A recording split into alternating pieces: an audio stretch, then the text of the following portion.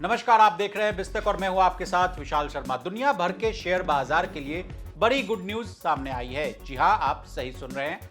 सोमवार को भले ही हमारा भारतीय बाजार बंद हो, लेकिन मंगलवार को भारतीय शेयर बाजार इस खबर पर जबरदस्त एक्शन दिखा सकता है। अब खबर क्या है और कहां से आ रही है गुड न्यूज, ये सब बातें जानने के लिए आपको हमारा ये वीडियो अंत तक देखना होगा।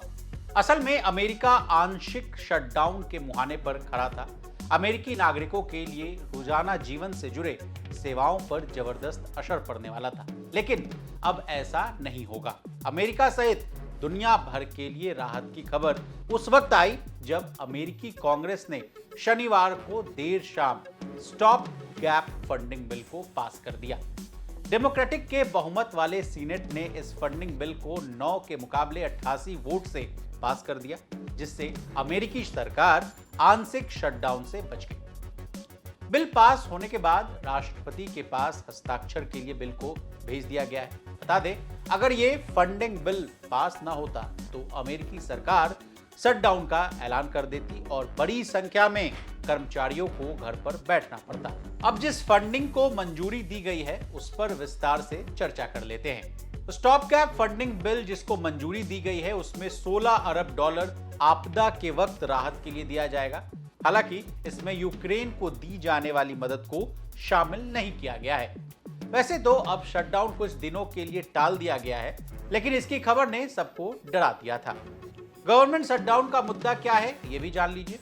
अमेरिका के फेडरल सरकार में हर फाइनेंशियल ईयर में कांग्रेस 438 सरकारी एजेंसियों के लिए फंडिंग का आवंटन करती है। मौजूदा फाइनेंशियल ईयर 30 सितंबर को खत्म हो रहा था। अगर सांसद फाइनेंशियल ईयर शुरू होने पर यह बिल पास नहीं करते तो सारी सरकारी एजेंसियों के पास काम करने के लिए पैसा नहीं रहता और उनको बंद करना पड़ता।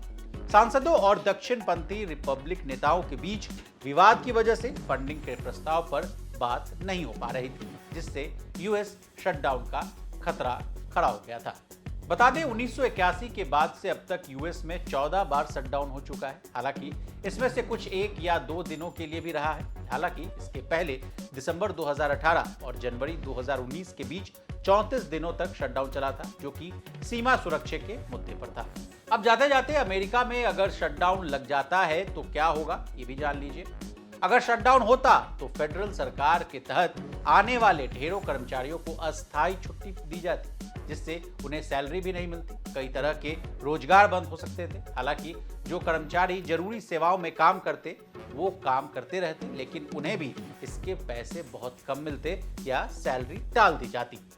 अगर शटडाउन बस कुछ दिनों के लिए होता तो इसका बहुत ज्यादा असर नहीं पड़ता, लेकिन अगर यह शटडाउन करीब 2 हफ्तों के लिए हो जाता तो फेडरल कर्मचारियों को उनकी सैलरी नहीं मिलती और ब्रॉडर इकोनॉमी पर असर दिखाई देने लगता। बता दें, गोल्डमैन सैक्स के मुताबिक जितने भी हफ्ते शटडाउन रहता उसमें हर हफ्ते यूएस जीडीपी ग्रोथ में 0.15% की गिरावट आ सकती है। इसी तरह बिजनेस जगत से जुड़ी तमाम ताजा तरीन खबरों के लिए बने रहिए हमारे साथ और देखते रहिए बिस्तक।